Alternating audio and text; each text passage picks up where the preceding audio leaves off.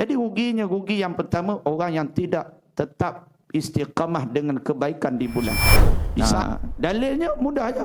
Dekat nak berbuka puasa, kita pergi bazar.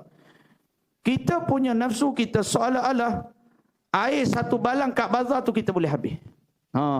Punyalah nafsu menipu kita. Satu balang air kita kata aku yakin boleh habis kalau minum sekarang. Betul tak? Kalau tengok kuih apa? Kero amin ke apa ke? Kita rasa aku boleh makan habis ni. Tak. Tapi bila berbuka, air satu gelas, mutabak sebiji. Habis, tak ada, kenyang. Ataupun roti john sebiji. Habis, kenyang, tak ada dah. Lain nak muat dah. Kenapa? Itu nafsu menipu kita.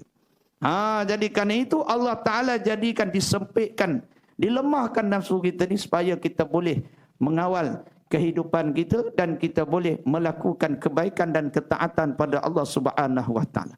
Jadi rugi yang pertama, orang yang tidak tetap istiqamah dengan kebaikan di bulan ini. Di saat Allah dah ubah suasana, dia tetap dengan kejahatannya.